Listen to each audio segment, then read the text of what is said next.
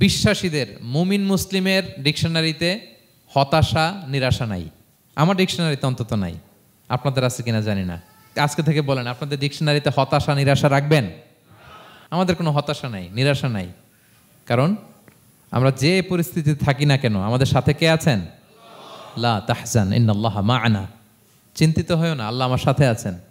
আল্লাহ আমার সাথে আছেন বললেই দেখবেন মুস্কানের মতো এক তাকবীর আপনার মুখ দিয়ে বেরোচ্ছে, এমন এনার্জি বেরোচ্ছে, গোটা বিশ্ব আপনি জয় করে ফেলবেন তখন।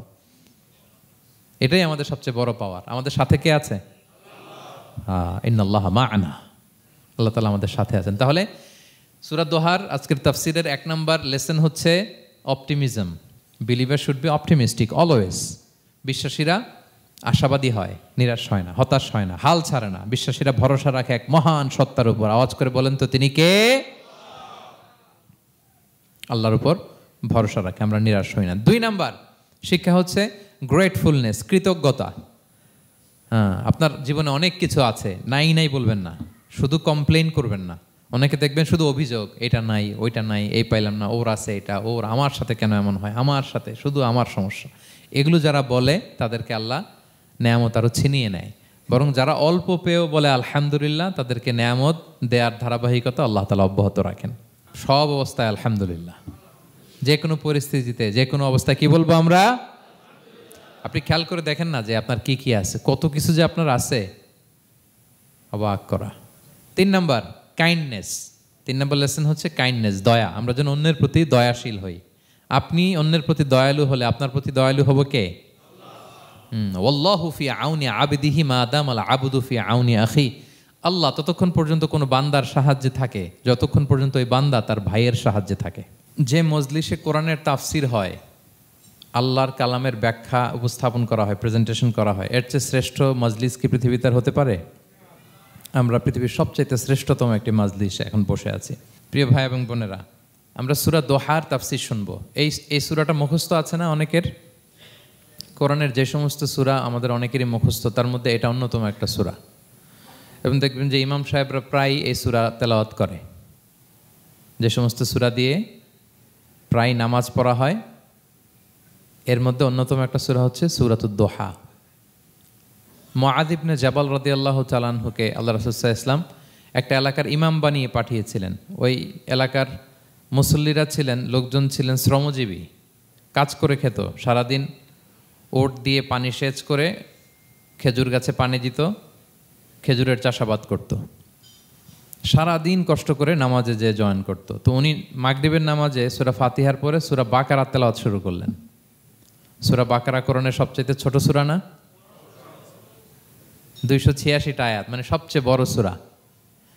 তো মাগরিবের সালাত উনি যখন এত লম্বা তেলাওয়াত ধরলেন, মুসল্লিরা আর ইমাম সাহেবের সাথে থাকতে পারতেছে না। কারণ ওনারা তো, ইমাম সাহেবের হয়তো মন ফুরফুরে, উনি পড়তেছেন মনের আনন্দে দরাজ গলায়, কিন্তু মুসল্লিদের তো অবস্থা খারাপ। সারাদিন ওনারা খেতে খামারে কাজ করে আসছে, নামাজ ছেড়ে দিয়ে অনেকে চলে গেছে। একা একা নামাজ পড়ে যে আল্লাহ রাসূল সাল্লাল্লাহু আলাইহি ওয়াসাল্লামের কাছে যে বিচার দিল যে, ইয়া রাসূলুল্লাহ, দেখেন এমন একজন ইমাম আপনি অ্যাসাইন করেছেন আমাদের এলাকায়, মাগরিবের নামাজে উনি সূরা বাকারা পড়ে, আর আমরা হচ্ছে শ্রমজীবী। রাসূল সাল্লাল্লাহু আলাইহি ওয়াসাল্লাম খুব রেগে গেলেন। মুআয ইবনে জাবালকে ডেকে বললেন, হে মুআয, আফাত্তানুন আনত, তুমি কি সমাজে ফিতনা ছড়াচ্ছ? তুমি জানো না এরা কারা? তোমার কি সূরা ওয়াদ-দুহা ওয়াল-লাইলি ইযা সাজা মুখস্থ নাই? তোমার কি ওয়াশ-শামসি ওয়া-দুহাহা এটা মুখস্থ নাই? তোমার কি সাব্বিহ ইসমা রাব্বিকাল আ'লা এই সূরাগুলো তোমার জানা নাই? উনি বললেন জানা আছে। তো এগুলো রেখে দিয়ে মাগরিবের নামাজে কেন সূরা বাকারা ধরলা? তোমার মুসল্লিরা তো শ্রমজীবী মুসল্লি। যখন ইমামের দায়িত্ব হচ্ছে পেছনে কারা আছে এটা খেয়াল করা। অনেক সময় ইমাম সাহেব আল্লাহু আকবার বলে যে নামাজ ধরছে, কি হচ্ছে পেছনে আর খোঁজখবর নাই।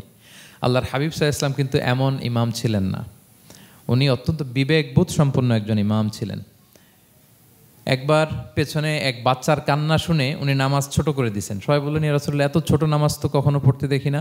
তখন রাসূল সাল্লাল্লাহু আলাইহি ওয়াসাল্লাম বললেন, একটা ছোট বাচ্চার কান্নার আওয়াজ আমার কানে এসেছে। আমার মনে হচ্ছে বাচ্চাটাকে সামলাতে নারীদের কাতারে একটা মায়ের খুব কষ্ট হচ্ছে, এজন্য নামাজটা আমি খাটো করে দিয়েছি। দেখেন কি চিন্তা চেতনা, পিছনে কি হচ্ছে সব রাসূল সাল্লাল্লাহু আলাইহি ওয়াসাল্লাম এটা খেয়াল করতেন। তো এই সূরার একটা ফজিলত আপনি জানলেন যে রাসূল সাল্লাল্লাহু আলাইহি ওয়াসাল্লাম সূরা ওয়াদ-দুহা ওয়াল-লাইলি ইযা সাজা এটা তেলাওয়াত করতে বলেছিলেন মুআয ইবনে জাবাল রাদিয়াল্লাহু তাআলা আনহুকে। এটা কোরআনের 93 নম্বর সূরা। কত নম্বর? এটা মাক্কি সূরা, আর নাজিলের ধারাবাহিকতা অনুযায়ী এটা 11তম সূরা। মানে এই সূরার আগে আরো 10টা সূরা নাজিল হয়েছিল, তার মানে মক্কার একেবারে শুরুর দিকে এই সূরাটা নাজিল হয়েছিল। আপনারা জানেন যে এবছর আমার একটা বই এসেছে এক নজরে কোরআন নামে, সেখানে আমি প্রত্যেকটা সূরার সার সংক্ষেপ নিয়ে খুব সংক্ষেপে, কখনো যদি সুযোগ হয় আপনারা দেখবেন যে প্রত্যেকটা সূরা 5 পৃষ্ঠার মধ্যে আমরা নিয়ে আসার চেষ্টা করেছি। সেখানে এগুলো পাবেন, সূরাটা কয় নাম্বার, নাজিলের ধারাবাহিকতা কখন, তারপর কোরআন শরীফের মধ্যে কখন, এটার ফজিলত কি, এটার সেন্ট্রাল থিম কি, মেজর থিম কি, কজ অ্যান্ড ইফেক্ট কি, সব কেস স্টাডি থেকে শুরু করে রিফ্লেকশন সব আমরা সেখানে উল্লেখ করেছি। তো এই সূরাটা শুরুর দিকে, একেবারে শুরুর দিকে নাজিল হয়েছে। তার আগে মাত্র 10টি সূরা নাজিল হয়েছে। তো নাজিল হতে হতে 10টা সূরা যখন নাজিল হলো, এরপর অনেক দিন রাসূল সাল্লাল্লাহু আলাইহি ওয়াসাল্লামের কাছে কোনো সূরা নাজিল হয় না। কয়দিন নাজিল হয় না? কোনো বর্ণনায় 15 দিন, কোনো বর্ণনায় 1 মাস, কোনো বর্ণনায় 2 মাস, কোনো বর্ণনায় 6 মাস, টানা 6 মাসের গ্যাপ ওহী নাজিল হয় না। আল্লাহর হাবিব সাল্লাল্লাহু আলাইহি ওয়াসাল্লাম তিনি ওহী মিস করতে শুরু করলেন, যে ঘটনা কি, কোরআন নাজিল হচ্ছে না কেন, হঠাৎ এত গ্যাপ কেন? ওনার মাথায় কয়েকটা জিনিস ঘুরপাক খেলো। একটা ঘুরপাক খেলো যে আমার কোনো কাজে আল্লাহ আবার অসন্তুষ্ট হলো নাকি, অথবা আমি কোরআনের আয়াত এই বাণীগুলো পৌঁছে দেওয়ার ক্ষেত্রে আমার কোনো গাফলতি হয়ে গেল নাকি, সামহাও কি আল্লাহর সাথে আমার কানেকশন এটা কি লুজ হয়ে যাচ্ছে, আমি কি কোনোভাবে আল্লাহ থেকে দূরে সরে পড়তেছি। রাসূল সাল্লাল্লাহু আলাইহি ওয়াসাল্লাম টেনশনে পড়ে গেলেন, চিন্তায় পড়ে গেলেন, কিরে ওহী আসে না কেন, আসে না কেন, আসে না কেন। এটা ছিল একটা দিক।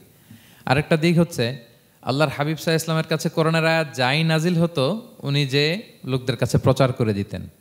এখন নাজিল হয়েছে এখনই যে প্রচার শুরু, রাতে নাজিল হয়েছে রাতেই প্রচার শুরু, দিনে নাজিল হয়েছে দিনেই প্রচার শুরু, যখন নাজিল তখন প্রচার। কারণ আল্লাহ তাআলা বলেছেন, ইয়া আইয়ুহার রাসূলু বাল্লিগ মা উনজিলা ইলাইক মির রাব্বিক, আপনার রবের পক্ষ থেকে যা নাজিল হয়েছে প্রচার করেন। তো এই যে মাঝখান দিয়ে কয়েক মাস যার কোনো প্রচার টচার করে না, মুশরিকরা টিটকারি মারতে শুরু করলো, বলে কি মুহাম্মদ, তোমার আল্লাহ তোমার ভুলে গেছে বোধহয়, তোমার আল্লাহ বোধহয় তোমাকে আর পছন্দ করে না। আগে তো প্রতিদিন কিছু না কিছু শোনাতা যে এইটা নাজিল হয়েছে, ওইটা আসছে, এই বিধান ওই বিধান, এখন তো কোনো খোঁজখবর নাই। ঘটনা কি? আল্লাহর হাবিব সাল্লাল্লাহু আলাইহি ওয়াসাল্লামের চাচি উম্মে জামিল, আবুল হাবির স্ত্রী, সে আরো খারাপ কথা বললো। সে বলল, ইন্না শাইতানাকা কদ তারাকাক, তোমার কাছে যে একটা শয়তান আসতো এখন বোধহয় আর আসে না মুহাম্মদ, নাউযুবিল্লাহি মিন যালিক। এটা দিয়ে জিবরিল আলাইহিস সালামকে বুঝিয়েছেন। জিবরিল এসে কি যেন বলে, কই এখন তো কিছু বলো না। তো রাসূল বলবে কি করে, কারণ তিনি তো মন গড়া কিছু বলতেন না। আল্লাহর হাবিব সাল্লাল্লাহু আলাইহি ওয়াসাল্লাম মনে যা ইচ্ছা হয় মন গড়া কখনো কিছু বলেছেন? আওয়াজ করে বলেন, মন গড়া বলতেন তিনি?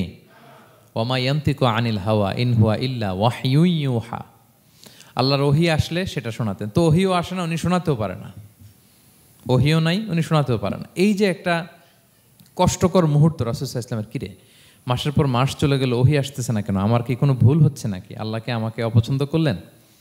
রাসূল সাল্লাল্লাহু আলাইহি ওয়াসাল্লাম যখন এরকম দুশ্চিন্তিত, পেরেশান, অ্যাংজাইটিতে পড়ে গেলেন, ভারাক্রান্ত, ঠিক তখন রাসূল সাল্লাল্লাহু আলাইহি ওয়াসাল্লামকে সান্ত্বনা দেওয়ার জন্য এই সূরাটা আল্লাহ নাজিল করেছেন।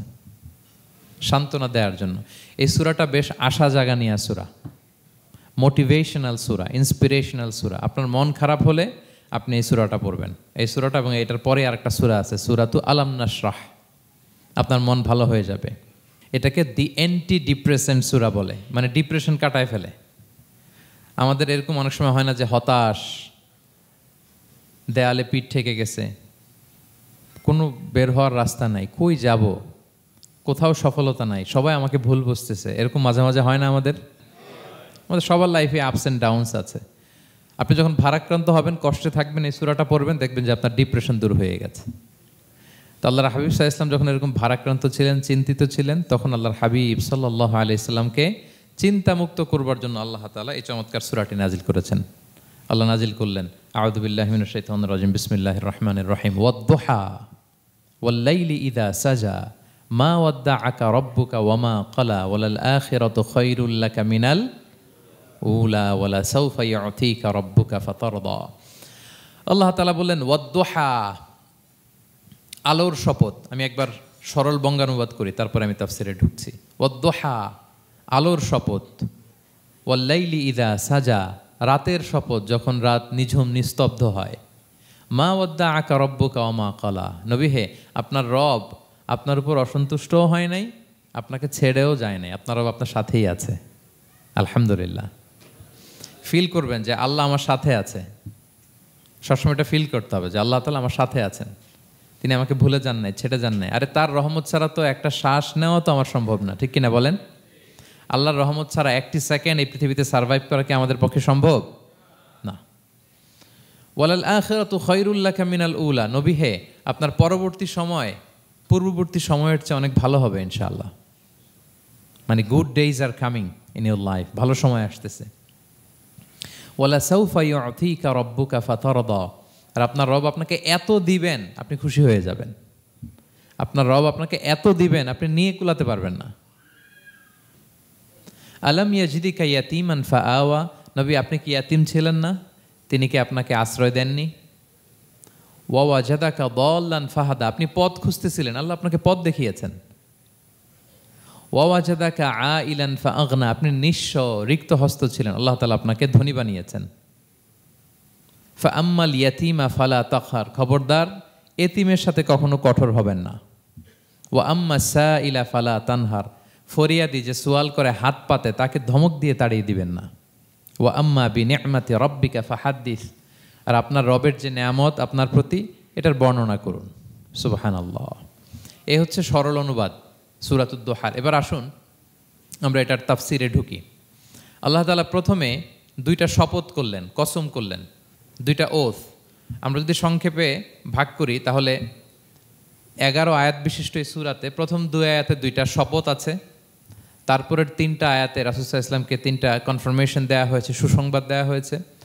এরপরের 3টা আয়াতে আল্লাহর হাবিব সাল্লাল্লাহু আলাইহি ওয়াসাল্লামের অতীতে আল্লাহ কি নেয়ামত দিয়েছেন সেটার একটা রিমাইন্ডার দেওয়া হয়েছে। আর সবশেষে 3টা ওয়ার্ক প্ল্যান দেওয়া হয়েছে, কর্মসূচি, সেগমেন্ট। আপনি এক নজরে কোরআন এগুলো পাবেন, এরকম সেগমেন্ট আকারে আমরা ভাগ করেছি। আই রিপিট, আমি আবারও বলছি, সূরা দোহার 11 আয়াত বিশিষ্ট এই সূরার প্রথম 2 আয়াতে 2টি শপথ, তারপরের 3 আয়াতে 3টি সুসংবাদ, তারপরের 3 আয়াতে অতীতে যে রাসূলকে নেয়ামত দেওয়া হয়েছিল সেটা স্মরণ করিয়ে দেওয়া, আর শেষ 3 আয়াতে 3টা ওয়ার্ক প্ল্যান, কর্মসূচি, রাসূল সাল্লাল্লাহু আলাইহি ওয়াসাল্লাম কী করবেন। ক্লিয়ার হয়ে গেছে না সূরাটা? আসুন এবার তাফসিরে ঢুকি। আল্লাহ তাআলা বললেন ওয়াদ দোহা, নবী আলোর শপথ। আলো, দোহা মানে আলো। আমার সাথে আওয়াজ করে বলুন, দোহা মানে কি? আলো, সকালের আলো, প্রভাতের সূর্য কিরণ। দিনের প্রথম অংশে একটা সানশাইন থাকে না, খুব চমৎকার লাগে 9টা 10টার দিকে, হ্যাঁ, সানশাইন। এই সকালের সানশাইনটাকে আরবিতে বলে দোহা। এই জন্য এই সময় আল্লাহর হাবিব সাল্লাল্লাহু আলাইহি ওয়াসাল্লাম নামাজ পড়তেন, এটাকে বলে সলাতুদ দোহা, মানে দোহার নামাজ। এটাকে বলে সলাতুদ দোহা, দোহার নামাজ। তো দেখেন রাসূল সাল্লাল্লাহু আলাইহি ওয়াসাল্লামের মন ভালো করবার জন্য প্রথমে আল্লাহর ওয়ার্ডিংটা দেখেন, আল্লাহ তাআলা কেমন চমৎকার শব্দ চয়েস করেন। প্রথমে আল্লাহ বললেন আলো। আলো বললেই তো মনটা ভালো হয়ে যায়, কি বলেন? এই আলো মানে আশার আলো, সম্ভাবনার আলো, প্রশান্তির আলো। ওয়াদ-দোহা, আলোর শপথ। মানে নবী আপনি হতাশ হবেন না, হাল ছাড়বেন না, ভরসা রাখুন। আপনি ঘর থেকে বের হন, দেখুন কি চমৎকার আলো। It's a beautiful day out there, জান, হোয়াট এ নাইস সানশাইন। কি চমৎকার উজ্জ্বল প্রভাতের সূর্য কিরণ, এত চমৎকার জলজলে সানশাইনিং এনভায়রনমেন্টে আপনার মন খারাপ হয় কি করে? ওয়াদ-দোহা, দোহার শপথ মানে প্রভাতের সূর্য কিরণের শপথ। আবার বললেন ওয়াল-লাইলি ইযা সাজা, রাতের শপথ, যখন সে রাত নিঝুম হয়, গভীর হয়, নিস্তব্ধ হয়। 2টা শপথ, আলোর শপথ আর রাতের অন্ধকারের শপথ। আলোর শপথ বলে বেসিকলি আল্লাহ তাআলা ওহির আগমনকে বুঝিয়েছেন, আর রাতের শপথ বলে আল্লাহ তাআলা বেসিকলি ওহির অনুপস্থিতিকে বুঝিয়েছেন। মানে রাত দিন দুইটাই যেমনি লাগে, আল্লাহ তাআলা বোঝাতে চাইলেন নবী আপনি টেনশন করবেন না, আমি উইথ ইউ, আমি আপনার সাথে আছি। ওহি আসা না আসা দুইটাই গুরুত্বপূর্ণ। রেগুলার যদি ওহি আসে এটা রিসিভ করতে আপনার কষ্ট হয়ে যাবে। আল্লাহর পক্ষ থেকে আসমানি কিতাবের যে ওহি, এটা সাধারণ কোনো কথা না। ইন্না সানুলকি আলাইকা কওলান সাকিলা, এটা খুব ভারী, হেভি ওয়েট। এটা পাহাড়ে নাজিল করলে লাউ আনজালনা হাযাল কুরআনা আলা জাবাল লারাআইতাহু খাশিআম মুতাসাদ্দিআম মিন খাশিয়াতিল্লাহ, এটা মাউন্ট এভারেস্টের উপর নাজিল করলে পাহাড় ভেঙে খান খান হয়ে যেত। শীতের রাতে কোরআন নাজিল হলে রাসূল সাল্লাল্লাহু আলাইহি ওয়াসাল্লাম ঘেমে একাকার হয়ে যেতেন, কপাল বেয়ে টপ টপ করে ঘাম পড়তে ওহি রিসিভ করতে যেয়ে। তিনি ওটের উপরে করে মরুভূমিতে চড়ছেন, ওহি নাজিল হলে ওটের বুক মাটিতে মিশে যেত। এক সাহাবার মাথায় পায়ের মধ্যে মাথা রেখে রাসূল সাল্লাল্লাহু আলাইহি ওয়াসাল্লাম শুয়েছিলেন, তখন ওহি নাজিল হলো। সাহাবা বলছেন ওহির ভারে মনে হচ্ছে যে আমার পায়ের হাড্ডিটাই ফেটে যাবে। তার মানে এটা খুব ভারী বাণী, খুবই ভারী, এটা সাধারণ কোনো কালাম না। তো এই যে রাসূল সাল্লাল্লাহু আলাইহি ওয়াসাল্লামের কাছে যে ওহি নাজিল হচ্ছিল, এটা যদি রেগুলার নাজিল হয়, এটা রিসিভ করা রাসূল সাল্লাল্লাহু আলাইহি ওয়াসাল্লামের জন্য সহজ হবে না, কঠিন হয়ে যাবে। রেগুলার ওহী নাজিল হলে এটার যে পাওয়ার, প্রেশার, রাসূল সাল্লাল্লাহু আলাইহি ওয়াসাল্লামের স্নায়ু এটা বরদাস্ত করতে পারবে না। তো আল্লাহ বোঝাতে চাইলেন, নবী, আমি কাফির রাজা বলে আপনাকে আমি ভুলে গেছি, কখনো না, নেভার এভার। বরং আপনার যাতে একটু রেস্ট হয়, আরাম হয়, আপনাকে একটু কমফোর্ট দেওয়ার জন্য আমি সাময়িকভাবে ইচ্ছে করে ওহীটা বন্ধ রেখেছি। সুবহানাল্লাহ পড়বেন না? আপনার যাতে একটু কমফোর্ট হয়, আপনার যেন একটু আরাম হয়, ওহী রিসিভ করে করে যেন আপনি অভ্যস্ত হতে পারেন, এজন্য আমি ইচ্ছা করে আপনাকে একটু আরাম দেওয়ার জন্য ওহী বন্ধ রেখেছি। সারাদিন যদি, মানে দিনের 24 ঘন্টায় যদি সূর্য থাকে, ভাল লাগবে? আচ্ছা বলেন, 6 মাস টানা সূর্য ভাল লাগবে আপনার? রোদের গরমে আমরা অস্থির হয়ে যাব। তো 12 ঘন্টা সূর্যের আলোর পরে যেমনি রাতের দরকার আছে, আল্লাহ বোঝাতে চাইলেন ওহী নাজিল হওয়ার পাশাপাশি মাঝে মাঝে ওহী ব্রেক দেওয়ার দরকার আছে, ওহী বন্ধ থাকার দরকার আছে। ফলে আপনি হ্যাবিচুয়েটেড হবেন, ওহী রিসিভ করা না করা এটা আপনার জন্য ইজি হয়ে যাবে। যখন আপনি আপনার জন্য ওকে হয়ে যাবে, তখন আমি লাগাতার ওহী নাজিল করব। তাহলে ওরা যে বলে আমি আপনাকে ভুলে গিয়েছি, না, আমি আপনাকে ভুলি নাই, বরং আপনার আরামের জন্য খানিকটা সময় আপনাকে বিশ্রামের সুযোগ করে দেওয়ার জন্য আমি আল্লাহ ওহী বন্ধ রেখেছি। সুবহানাল্লাহ। তার মানে আল্লাহ তাআলা নবীকে ভুলেন নাই বা নবী সাল্লাল্লাহু আলাইহি ওয়াসাল্লামের উপর অসন্তুষ্ট হন নাই, ইচ্ছে করে আল্লাহ তাআলা কিছুদিন ওহী বন্ধ রেখেছেন। প্রতিদিন সূর্য থাকলে যেমনি ভাল লাগে না, মানে 24 ঘন্টা, এজন্য 12 ঘন্টা সূর্য দিয়ে আল্লাহ 12 ঘন্টা রাত দিয়েছেন, আমাদের আরামের, বিশ্রামের, ঘুমের আয়োজন করেছেন। ঠিক তেমনি রেগুলার ওহী রিসিভ করলে রাসূল সাল্লাল্লাহু আলাইহি ওয়াসাল্লামের জন্য কষ্ট হয়ে যাবে, এজন্য ইচ্ছে করে আল্লাহ গ্যাপ দিয়েছেন। আল্লাহর হাবিব সাল্লাল্লাহু আলাইহি ওয়াসাল্লামের উপর আল্লাহ অসন্তুষ্ট হননি। এটাই আল্লাহ তাআলা বললেন যে ওয়াদ-দুহা ওয়াল-লাইলি ইযা সাজা, প্রভাতের সূর্য কিরণের শপথ, রাতের নিঝুম নিস্তব্ধ পরিবেশের শপথ। মা ওয়াদ্দাআকা রাব্বুকা ওয়া মা ক্বালা, আপনার রব আপনারে ভুলেও যায় নাই, আপনারে ছেড়েও যায় নাই, আপনার উপর নাখোশও হয় নাই। সুবহানাল্লাহ। আপনার রব আপনার সাথেই আছে, এটা সবসময় ফিল করবেন যে আমার রব আমার সাথে আছে। এটা ফিল করলে আপনার মধ্যে যে সাহস আসবে, আপনি কল্পনাই করতে পারবেন না যে এত এনার্জি আপনার ভিতরে আসলো কি করে। আপনারা খেয়াল করেছেন, বছর খানিক আগে ভারতবর্ষের আমাদের এক বোনের সামনে কিছু সন্ত্রাসী, ওরা জয় শ্রীরাম জয় শ্রীরাম বলতেছিল, মনে আছে? কিন্তু আমার ওই বোন মুস্কান কি বলছিল বলেন তো? তার এক আল্লাহু আকবারে from north to south, from east to west, the entire globe প্রকম্পিত হয়েছে। আমরা সবাই পড়েছি আল্লাহু আকবার, সবাই আমরা কি পড়েছি? আল্লাহু আকবার। কারণ সে ফিল করেছে যে আল্লাহ আমার সাথে আছে। মনকে তুমি বুঝিয়ে বলো আল্লাহ আছেন আমার সাথে, এটা ফিল করতে হবে। আল্লাহর হাবিব সাল্লাল্লাহু আলাইহি ওয়াসাল্লামকে আল্লাহ তাআলা এইটাই অ্যাসিউরেন্স দিলেন, কনফার্মেশন দিলেন যে মা ওয়াদ্দাআকা রাব্বুকা ওয়া মা ক্বালা, আপনার রব আপনাকে ভুলে যায় নাই, আপনার রব আপনার প্রতি অসন্তুষ্ট হয় নাই। আমি ইচ্ছা করে ওহীটা বন্ধ রেখেছি যাতে আপনার আরাম হয়। সুবহানাল্লাহ। আল্লাহর হাবিব সাল্লাল্লাহু আলাইহি ওয়াসাল্লামের প্রতি আল্লাহ তাআলা কতটা টেক কেয়ার করতেন দেখেন।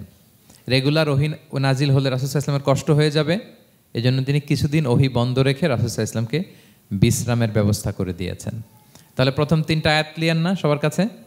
আচ্ছা, প্রথম 2টো আয়াতে 2টা শপথ গেল, এরপরে 3টা সুসংবাদ। সুসংবাদের প্রথমটা হলো আমি ভুলিও নাই ছাড়িও নাই, আপনার সাথে আছে। এরপর আল্লাহ বললেন ওয়ালাল আখিরাতু খায়রুল লাকা মিনাল উলা, নবী হে, আপনার পরবর্তী সময় পূর্ববর্তী সময়ের চেয়ে ভালো হবে। নিশ্চয়ই আপনার পরবর্তী সময় পূর্ববর্তী সময়ের চেয়ে ভালো হবে। তার মানে গুড ডেইজ আর কামিং, ভালো সময় আপনার জীবনে আসছে, আপনি হতাশ হবেন না, নিরাশ হবেন না। এরপর আল্লাহ তাআলা বললেন ওয়ালা সাউফা ইউতিকা রাব্বুকা ফাতারদা, নবী হ্যাঁ, আপনার রব আপনাকে এত দিবে আপনি খুশি হয়ে যাবেন, আপনার রব আপনাকে এত নেয়ামত দান করবে আপনি আপনার রবের প্রতি সন্তুষ্ট হয়ে যাবেন। সুবহানাল্লাহি বিহামদি। এবং তাই হয়েছে। যারা আপনারা সিরাত পড়েছেন, যারা আল্লাহর হাবিব সাল্লাল্লাহু আলাইহি ওয়াসাল্লামের জীবনী নিয়ে ধারণা রাখেন, তারা দেখবেন যে আল্লাহর রাসূল সাল্লাল্লাহু আলাইহি ওয়াসাল্লাম যেখানেই মনে কষ্ট পেয়েছেন, বিষণ্ণ, চিন্তিত, তখনই আল্লাহ তাআলা রাসূল সাল্লাল্লাহু আলাইহি ওয়াসাল্লামের চিন্তা দূর করে রাসূল সাল্লাল্লাহু আলাইহি ওয়াসাল্লামকে সন্তুষ্ট করেছেন। যখনই রাসূল সাল্লাল্লাহু আলাইহি ওয়াসাল্লামের মনে কষ্ট, তিনি চিন্তিত, তখনই আল্লাহ তাআলা ওনাকে হ্যাপি করেছেন। কাইন্ড অফ রাসূলকে হ্যাপি করাই আল্লাহর কাজ, আল্লাহর হাবিব সাল্লাল্লাহু আলাইহি ওয়াসাল্লামকে হ্যাপি করাই আল্লাহ তাআলার কাজ। দেখেন কিভাবে আল্লাহ তাআলা আল্লাহর হাবিব সাল্লাল্লাহু আলাইহি ওয়াসাল্লামকে হ্যাপি করেছেন, একটু খেয়াল করে দেখেন। মক্কাতে যখন খুব জটিল অবস্থা, দাওয়াতি কাজ চালিয়ে নেওয়াটা রাসূল সাল্লাল্লাহু আলাইহি ওয়াসাল্লামের জন্য কষ্ট হয়ে যাচ্ছে, নমুসলিম সাহাবাদের উপর অত্যাচার, তখন আল্লাহর হাবিব সাল্লাল্লাহু আলাইহি ওয়াসাল্লাম দেখলেন যে এই মক্কার দুজনের একজনকে আমার চাই, তাদের একজন যদি ইসলামের ছায়াতলে আসে তাহলে ইসলামের পাল্লাটা ভারী হয়। কারা? একজন হচ্ছে ওমরে ফারুক আর একজন আবু জাহাল। দুজনের একজন তখন ইসলাম ধর্ম গ্রহণ করে নাই। তো রাসূল সাল্লাল্লাহু আলাইহি ওয়াসাল্লাম কেঁদে কেঁদে আল্লাহর কাছে ফরিয়াদ জানালেন, আল্লাহুম্মা আইজ্জাল ইসলামা বি আহাব্বি হাযাইন আর রাজুলাইনি ইনদাক। আল্লাহ, আমি কাউকে স্পেসিফিক তোমার কাছে চাই না, শুধু এটাই বলি, দুজন লোকের নাম বলবো, এই দুজন লোকের মধ্যে থেকে যাকে তোমার পছন্দ হয় তাকে তুমি ইসলামের ছায়া তলে এনে ইসলামকে শক্তিশালী করো। এক হচ্ছে আবু জাহাল, আরেক হচ্ছে ওমরে ফারুক। এই দোয়াটা তিনি করতে লাগলেন।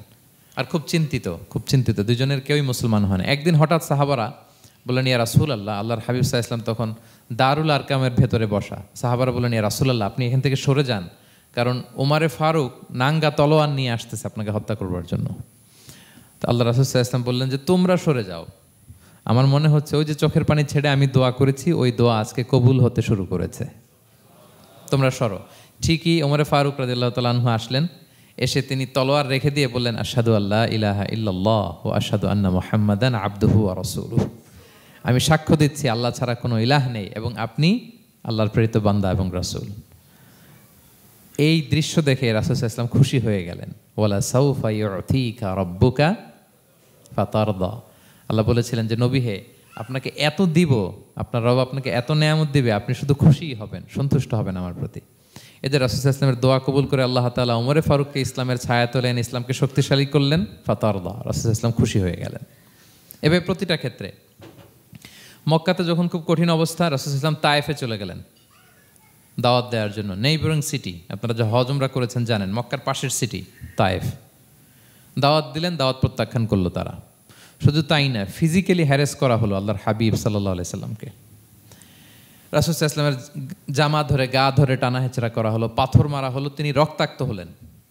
হামালাতুল জিবাল, পাহাড় রক্ষী ফেরেশতারা বললে, রাসূলুল্লাহ, আপনি যদি আদেশ দেন তায়েফের দুই দিকের পাহাড় দিয়ে এমন চাপা দিব, পুরো তায়েফের জনপদ একেবারে ভ্যানিশ হয়ে যাবে। আল্লাহর হাবিব সাল্লাল্লাহু আলাইহি ওয়াসাল্লাম বললেন, না, আমি আশা করি তাদের পরবর্তী নেক্সট জেনারেশনের কেউ না কেউ পড়বে লা ইলাহা ইল্লাল্লাহ মুহাম্মাদুর রাসূলুল্লাহ। তাই হয়েছে। এখন তায়েফে যান, শুধু মসজিদ আর মসজিদ, মসজিদ আর মসজিদ। কি চমৎকার পরিবেশ! তায়েফে গেলে মনেই হবে না আরব দেশ। বৃষ্টি হয় প্রতিদিন, অনেক চাষাবাদ হয়, চমৎকার এলাকা। রাসূল সাল্লাল্লাহু আলাইহি ওয়াসাল্লামের দোয়ার বরকত। তো তায়েফবাসী দাওয়াত প্রত্যাখ্যান করলো। রাসূল সাল্লাল্লাহু আলাইহি ওয়াসাল্লাম গায়ের রক্ত পরিষ্কার করে নাখলা নামক খেজুরের বাগানে যায়েদ রাদিয়াল্লাহু তাআলা আনহুকে ফজরের নামাজ পড়তেছিলেন। আল্লাহর হাবিব সাল্লাল্লাহু আলাইহি ওয়াসাল্লাম যখন ফজরের সালাতে তেলাওয়াত করতে লাগলেন, একদল জিন পাশ দিয়ে যাচ্ছিল। তারা তাদের এলাকায় যেয়ে বলল, ইন্না সামি'না কুরআনান আজাবা ইয়াহদি ইলা রুশদি ফাআমান্না বিহি। জিনেরা আগে আকাশের উপরে উঠে ফেরেশতারা কি বলে চুরি করে শুনে আসতো। হঠাৎ জিনেরা আর উপরে যেতে পারে না। উপরে যেতে চাইলেই ফাআতবাআহু শিহাবুন সাকিব, আগুনের পাথর মারা হয়। ঘটনা কি? সব জিনেরা বৈঠক বসালো। ঘটনা কি? আগে কত তথ্য আগেই জেনে যেতাম, জেনে গণকদেরকে বলতাম, গণকরা আমাদেরকে ধন্যবাদ জানাইতো। তো এখন তো আসমানের সিকিউরিটি এত বেড়ে গেল কেন? কারণ কি? ওই যে শেষ নবী আসার কথা যে মনে হয় চলে আসছে, দেখো তো কোথায় আসছে উনি। খুঁজতে খুঁজতে খুঁজতে একদল ওই দিন ফজরের সময় আল্লাহর হাবিব সাল্লাল্লাহু আলাইহি ওয়াসাল্লাম রক্তাক্ত হয়ে ফজরের সালাত যখন পড়তেছেন, ওই কোরআন তেলাওয়াত শুনে তারা এলাকায় যেয়ে বলল যে ইন্না সামি'না কুরআনান আজাবা, এক আজীব কোরআন শুনে আসছি, ইয়াহদি ইলা রুশদি, এই কোরআন মানুষকে হেদায়েতের পথে নিয়ে যায়। ফাআমান্না বিহি, আমরা ঈমান এনে ফেললাম। সুবহানাল্লাহ পড়েন। তো রাসূল সাল্লাল্লাহু আলাইহি ওয়াসাল্লাম তো এটা জানেন না। আল্লাহ তাআলা জিবরাইল মারফত জানালেন যে হে নবী, আপনি এসেছিলেন ম্যানকাইন্ডকে দাওয়াত দিতে তায়েফের, তারা দাওয়াত গ্রহণ করে নাই, ম্যানকাইন্ড রিজেক্ট করেছে। কিন্তু আরেকটা জাতি আছে যাদেরকে আপনি দেখেন না, তাদেরকে বলে জিন কাইন্ড, মানে জিন জাতি। পুরো জিন জাতি কালিমা পড়ে মুসলমান হয়ে গিয়েছে নবী। বলা সাউফা ইউতিকা রাব্বুকা ফাতারদা, নবী আপনার রব আপনাকে এত নেয়ামত দিবেন আপনি খুশি হয়ে যাবেন। নবী সাল্লাল্লাহু আলাইহি ওয়াসাল্লাম ওইখানে আবার খুশি হয়ে গেলেন।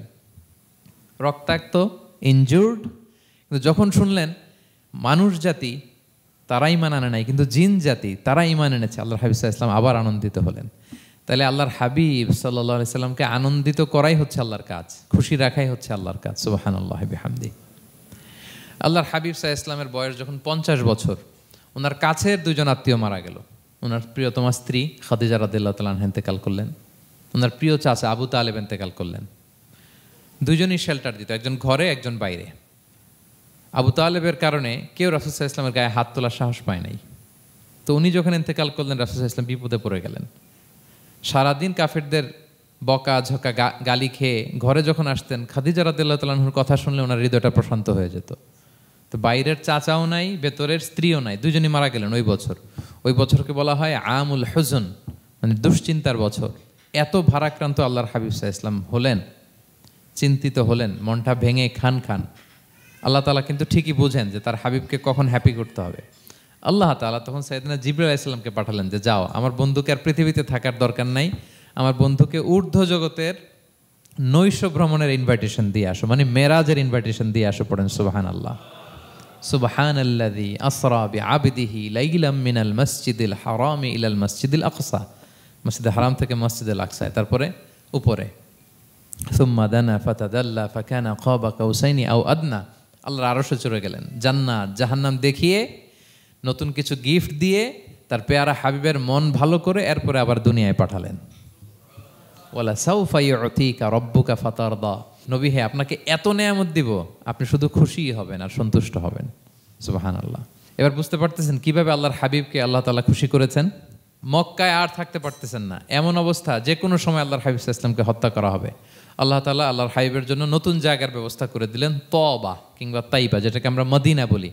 তিনি মদিনায় গেলেন, আবার রাসূল সাল্লাল্লাহু আলাইহি ওয়াসাল্লামের হৃদয় প্রশান্ত হলো। কিন্তু মদিনায় যে তিনি কাবাকে মিস করতে আরম্ভ করলেন।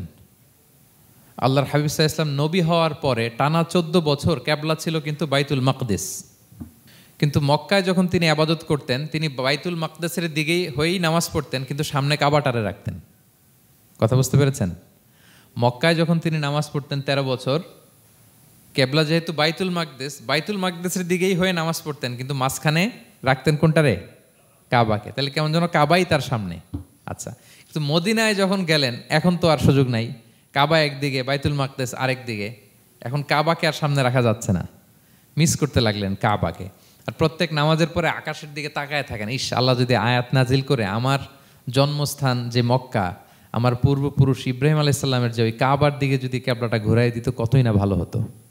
আল্লাহ বলেন যে আপনি যে কদ নারা তাকাল্লুবা ওয়াজহিকা ফিস সামা, নবী আপনি যে আকাশের উপর চেহারা উঠিয়ে মনে মনে কি চান আমি তো বুঝি। আল্লাহর হাবিব সাল্লাল্লাহু আলাইহি ওয়াসাল্লামকে খুশি করার জন্য আল্লাহ আয়াত নাজিল করলেন, ফাওয়াল্লি ওয়াজহাকা শাতরাল মাসজিদিল হারাম।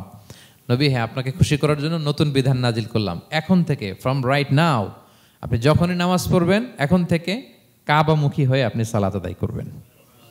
তাহউইলুল কিবলা, কিবলা পরিবর্তন হয়ে গেল। সুবহানাল্লাহ ওয়া বিহামদি। আপনারা মসজিদে নববীর পাশে মদিনাতে একটা মসজিদ দেখবেন, এটাকে বলে মসজিদ যুল কিবলাতাইন। এমন মসজিদ যে মসজিদে এক নামাজে 2 কিবলা শেয়ার করা হয়েছিল।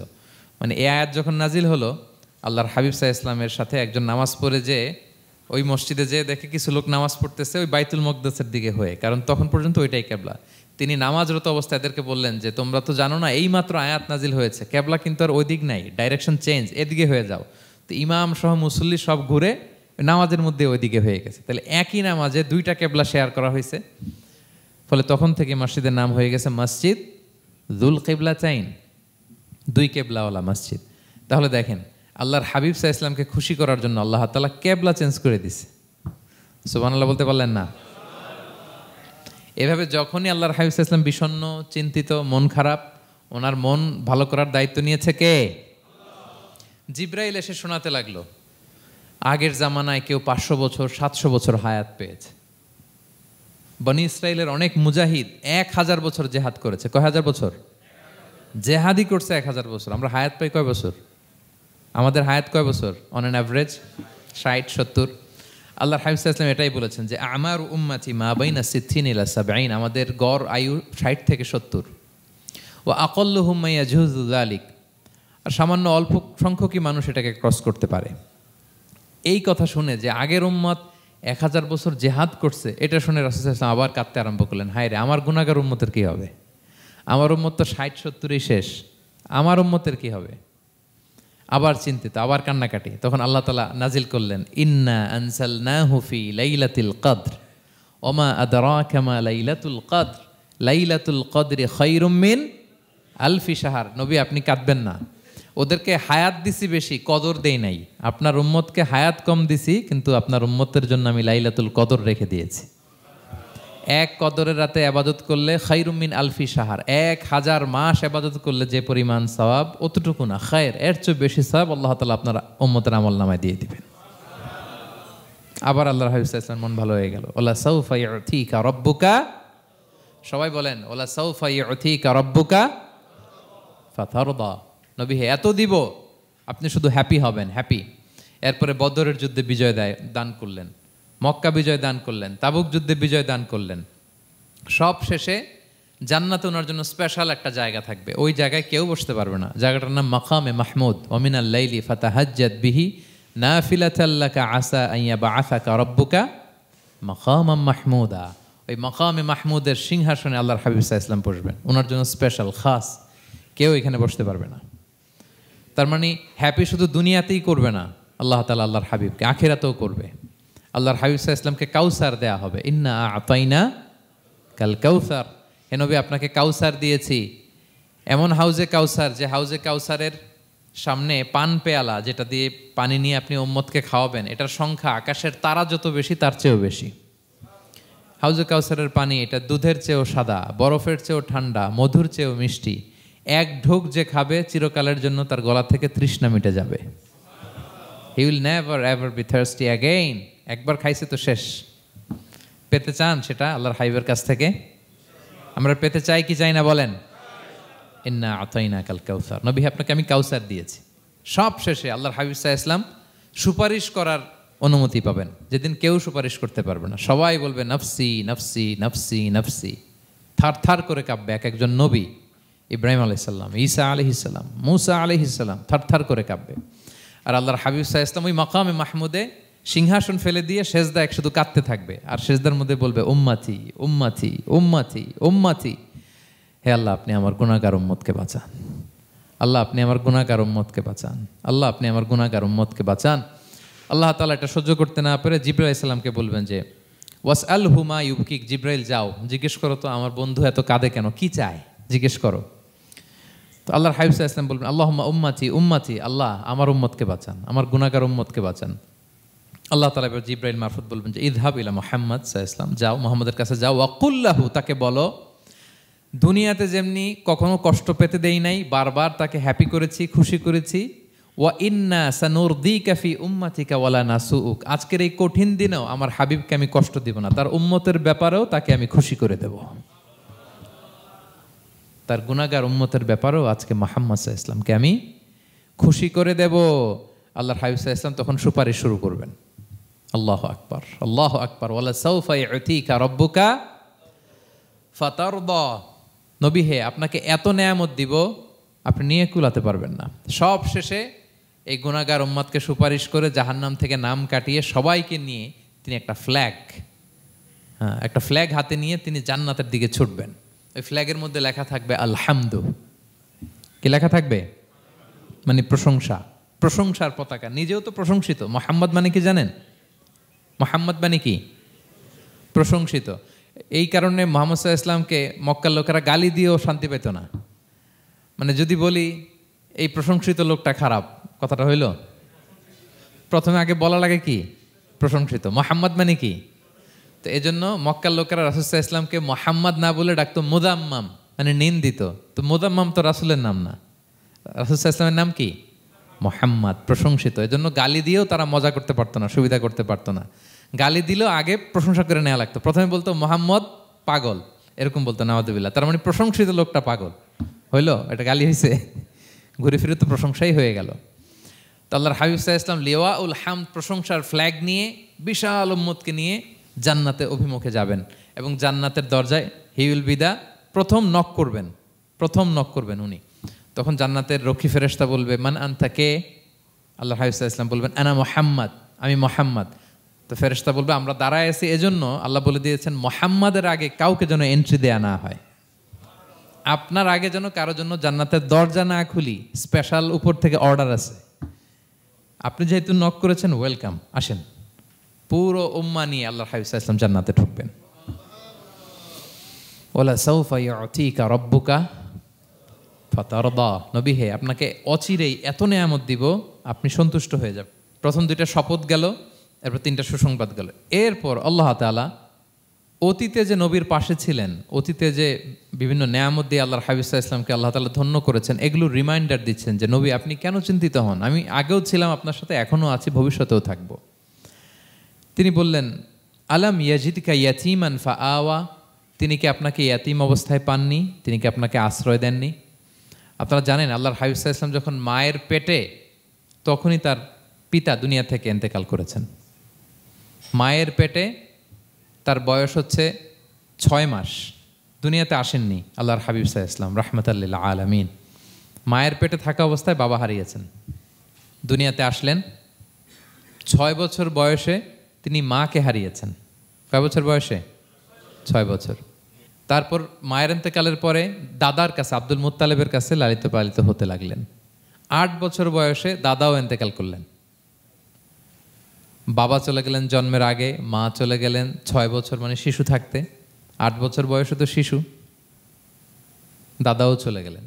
8 বছর বয়স থেকে আল্লাহর হাবিব সাল্লাল্লাহু আলাইহি ওয়াসাল্লাম চাচার কাছে এতিম অবস্থায় লালিত পালিত হতে লাগলেন। এবং আবু তালেব এত ভালোবাসতো, ইমান আনে নাই, শেষ পর্যন্ত ইমান আনেনি, শিরকের উপরে ইন্তেকাল করেছে, কিন্তু আল্লাহর হাবিব সাল্লাল্লাহু আলাইহি ওয়াসাল্লামকে এত ভালোবেসেছেন। বাবার যে কি মানে পিতৃ স্নেহের যে কি মায়া, এটা বুঝতে দেন নাই কখনো, এটার অভাব কখনো তিনি টের পান নাই। ওনার যে বাবা নাই, আবু তালেবের কারণে এতটা ভালোবেসেছেন। তার মানে কখনোই রাসূল সাল্লাল্লাহু আলাইহি ওয়াসাল্লামকে লালন পালন, রক্ষণাবেক্ষণ, টেক কেয়ারের কোনো গ্যাপ আল্লাহ তাআলা রাখেননি। হালিমাতু সাদিয়ার কাছে, পরে মায়ের কাছে, উম্মে আইমানের কাছে, দাদা আব্দুল মুত্তালিবের কাছে, পরে চাচার কাছে, একটার পর একটা স্লট বাই স্লট রেডি। সেটাই স্মরণ করে দিলেন যে নবী, এমন তো হয় নাই যে আপনাকে লালন পালনের জন্য কেউ ছিল না। আলাম ইয়াজিদকা ইয়াতীমান ফাআওয়া, আপনার রব কি আপনাকে ইয়াতীম অবস্থায় আশ্রয়ের ব্যবস্থা করে দেননি? মানে তখন তো আমি ছিলাম আপনার সাথে, কেউ ছিল না, তখন তো আমি ছিলাম। তো আপনার তো ভয় কিসের? আপনি হতাশ হবেন না, নিরাশ হবেন না, হাল ছাড়বেন না আপনি। তাহলে প্রিয় ভাইরা, আল্লাহর হাবিব সাল্লাল্লাহু আলাইহি ওয়াসাল্লাম ইয়াতীম অবস্থায় পৃথিবীতে এসেছিলেন, এবং এজন্য ইয়াতীমের সাথে ভালো আচরণ তিনি করতে বলতেন আল্লাহর হাবিব সাল্লাল্লাহু আলাইহি ওয়াসাল্লাম। যারা এতিমকে ভালোবাসে, আল্লাহ তাদেরকে ভালোবাসে। এবং আল্লাহর হাবিব সাল্লাল্লাহু আলাইহি ওয়াসাল্লাম বলতেন, আনা ওয়া কাফিলুল ইয়াতীমি ফিল জান্নাতি কাহাতাইন, আমি এবং এতিমের রক্ষণাবেক্ষণকারী এইভাবে প্রতিবেশীর মতো জান্নাতে থাকব।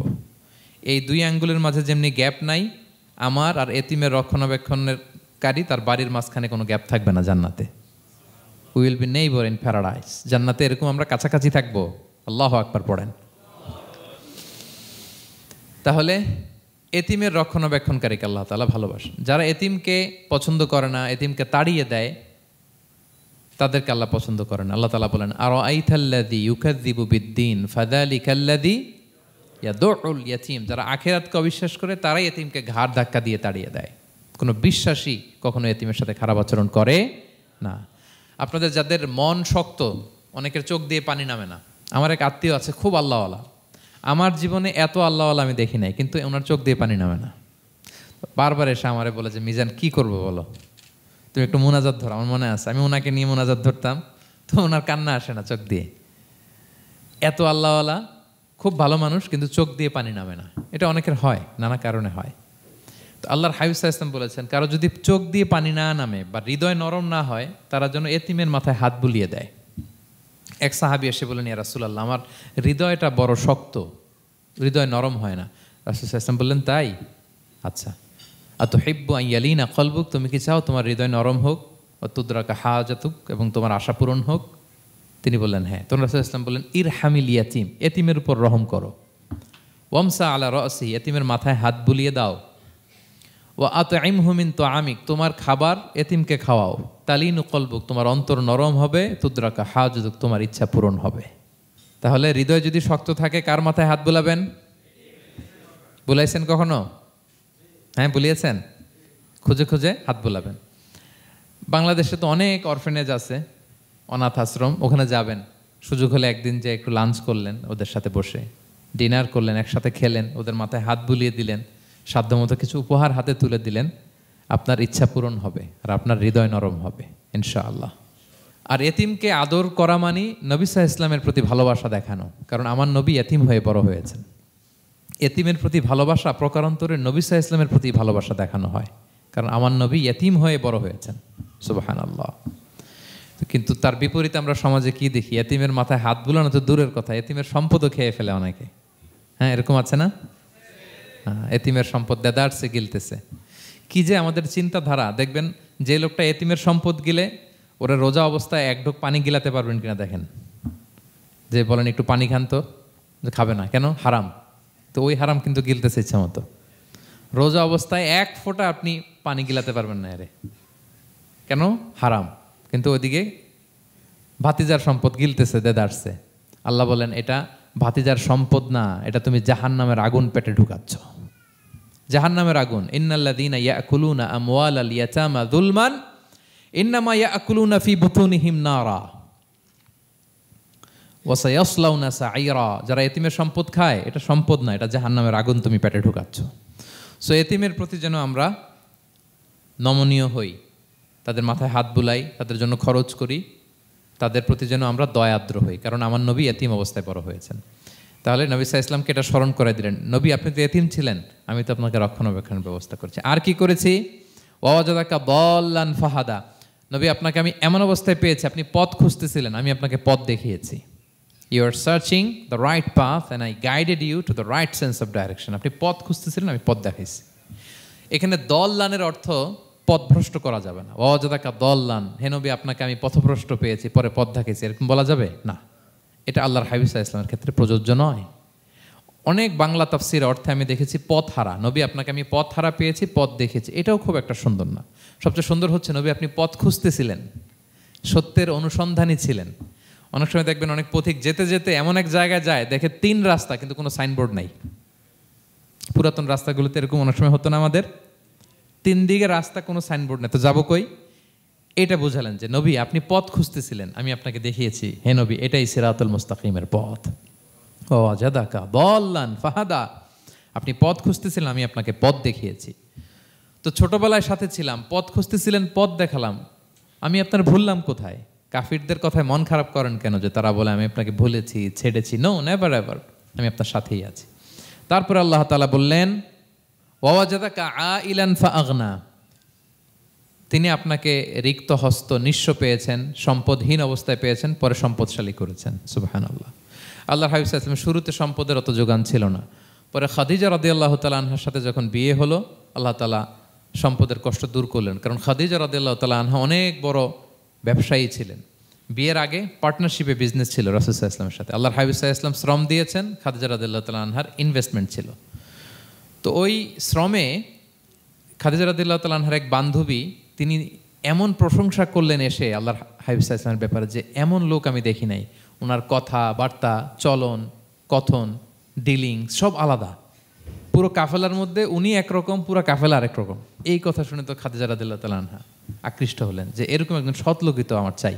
প্রস্তাব দেয়া হলো, চাচাদের কাছে বিয়ে হয়ে গেল। এবং বিয়ের পরে খাদিজা রাদিয়াল্লাহু তাআলা আনহা নারীদের মধ্যে সর্বপ্রথম শাহাদা বাক্য পড়ে মুসলমান হয়েছিলেন। নিজের সব সম্পদ আল্লাহর হাবিব সাল্লাল্লাহু আলাইহি ওয়াসাল্লামের পায়ের সামনে এনে দিয়ে দিলেন, ইয়া রাসূলুল্লাহ আমার সম্পদ মানে আপনার সম্পদ, ইসলামের জন্য যত মনে চায় আপনি খরচ করেন। ওয়াজাদাকা আইলান ফাআগনা, আপনাকে আল্লাহ নিঃস্ব পেয়েছেন, সম্পদের ব্যবস্থা করে দিলেন। পরবর্তীতে মদিনায় যে খায়বার যুদ্ধের পরে অনেক সম্পদের ব্যবস্থা আল্লাহ তাআলা করে দিয়েছিলেন। তাহলে ছোটবেলায় ইয়াতিম ছিলেন, আল্লাহ টেক কেয়ার করলেন।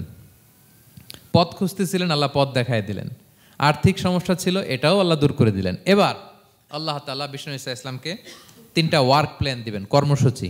1 নম্বর কর্মসূচি হচ্ছে ফাআম্মাল ইয়াতীমা ফালা তাকহার, নবী খবরদার এতিমের সাথে কখনো কঠোর আচরণ করবেন না। 1 নম্বর কর্মসূচি, কারণ আপনিই তো এতিম ছিলেন। এতিমের দুঃখ আপনি না বুঝলে বুঝবে কে? এতিমের সাথে কখনো কঠোর হবেন না। আল্লাহর হাবিব সাল্লাল্লাহু আলাইহি ওয়াসাল্লাম কখনো এতিমের সাথে কঠোর হন না। এতিম তো দূর কি বাত, কারোর সাথে তিনি কঠোর হন না। ওনার কাছে চাইলে উনি না বলতে পারতেন না। নো, নাই, দিব না, এটা বলতে জানতেন না। নো ওনার ডিকশনারিতে ছিল না, চাইলেই দিতেন। একবার আল্লাহর হাবিব সাল্লাল্লাহু আলাইহি ওয়াসাল্লামের কাছে একটা জামা, কয়টা? আপনার জামা কয়টা? আমার জামা কয়টা? জুব্বা তখন কয়টা ছিল? মাত্র একটা। ত্যাগ ফরিয়া দিয়ে এসে বলে ইয়া রাসূলুল্লাহ আতিনি কামিসান, আমার একটা জামা দেন, আমার জামা নাই। নবী সাল্লাল্লাহু আলাইহি ওয়াসাল্লামের জামা কয়টা তখন? ওনার কাছে চাইলে উনি না বলতে পারতেন, খুলে দিয়ে দিয়েছেন, নাও। এখন ওনার জামা আছে কয়টা? তো জামাও নাই, বেরও হতে পারে না। কি এক মুসিবত! আল্লাহ তাআলা আয়াত নাজিল করলেন ওয়াল্লাযীনা ইযা আনফাকু লাম ইউসরিফু ওয়া লাম ইয়াকতুরু ওয়া কানা বাইনা যালিকা কাওয়ামা। নবী হে, যারা বিশ্বাসী তারা দানের সময় ভারসাম্য করবে, মানে অনেকগুলো থাকলে আপনার একটা দিতেন, ছিলই যখন একটা, ওইটার হকদার তো ফরিয়াদির চেয়ে আপনি বেশি, এখন যে দিয়ে দিলেন আপনি পড়বেন কি? অনেকগুলো থাকলে না হয় আপনি দিতেন, ছিলই একটা, এটার সবচেয়ে যোগ্য, অধিকতম যোগ্য এবং হকদার তো আপনি। সুবহানাল্লাহ, সুবহান। কি নবী ছিল, কি নবী ছিল, না বলতে পারতেন না, মানুষকে ফিরিয়ে দিতে জানতেন না। আল্লাহ বললেন, নবী হে, আপনার প্রথম কর্মসূচি ফাআম্মাল ইয়াতীমা ফালা তাকহার, খবরদার এতিমকে কখনো, এতিমের প্রতি কঠোর হবেন না। এক নম্বর কর্মসূচি। এটা শুধু নবীর জন্য কর্মসূচি নাকি আমাদের জন্য না? হ্যাঁ, সবার জন্য। এতিমদের সাথে যেন আমরা রূঢ় ভাষী না হই, তাদের সাথে যেন রূঢ় আচরণ না করি। 2 নাম্বার, ও আম্মা সাইলা ফালা তানহার, ফরিয়াদিকে ধমক দিবেন না, হাত পাতলে ধমক দিবেন না। আমরা অনেক সময় ধমক দেই, আপনারা দেন কখনো? না, আমরা দিতে পারবো না, ধমক দিতে নিষেধ করেছেন আল্লাহ তাআলা। আম্মা সাইলা ফালা তানহার, যদি না থাকে বুঝিয়ে বলেন যে এখন পারতেছি না, কিন্তু ধমক দেবেন না কখনো। কারণ আপনি এখন বড় সাহেব হয়ে গেছেন, প্রাইভেট কারের পাশ থেকে দেখবেন যে স্যার 2টা টাকা দেন, কিছু খাই নাই, হায়রে ছিঁড়া কাপড়, মলিন চেহারা, ভাঙ্গা একটা থালা হাতে নিয়ে স্যার 5টা টাকা দেন। আল্লাহ আপনারা স্যার বানাইছে আর ওরে বানাইছে ভিখারি। আচ্ছা বলেন তো, জায়গাটা চেঞ্জ করতে আল্লাহর কত সময় লাগে? ওরে ভিতরে বসায় স্যার বানাবে আর আপনারে ভাঙ্গা একটা থালা দিয়ে এরকম ওই যে টোল টোল যেখানে নেয় ওখানে দাঁড় করাবে। বলেন আল্লাহর কয় সেকেন্ড লাগবে? লাগবে? লাগবে? 1 সেকেন্ডও লাগে না। সো ও আম্মা সাইলা ফালা তানহার, ফরিয়াদিকে ধমক দিয়ে তাড়িয়ে দিও না, খবরদার। ওকে আল্লাহ ফরিয়াদি বানিয়ে পরীক্ষা করছে, আর তোমাকে আল্লাহ সম্পদশালী বানিয়ে পরীক্ষা করছে। তাহলে 1 নম্বর কর্মসূচি ছিল এতিমের সাথে রূঢ়ভাষী হবেন না। 2 নম্বর হচ্ছে ফরিয়াদিকে ধমক দিবেন না। 3 নম্বর, ও আম্মা বিনিআমাতি রাব্বিকা ফাহাদ্দিস, আল্লাহ তাআলা আপনাকে যে নেয়ামত দিয়েছে এই নেয়ামতের আপনি কি করেন? বর্ণনা করেন। ও আম্মা বিনিআমাতি রাব্বিকা ফাহাদ্দিস, আল্লাহ নেয়ামতের বর্ণনা করেন, শুকরিয়া করেন। কারণ আল্লাহ তাআলা আমাদের অনেককে ইয়েতিম বানায় নাই, আমাদেরকে ফরিয়াদি বানায় নাই। আমরা অনেকেই আছি, আমরা এখনো ইয়েতিম না, আমার আব্বা আম্মা এখনো বেঁচে আছেন, আমাদের অনেকের আব্বা আম্মা বেঁচে আছেন। ইয়েতিম মূলত ছোট অবস্থায় যদি বাবা মারা যায় তাকে আরবিতে ইয়েতিম বলে।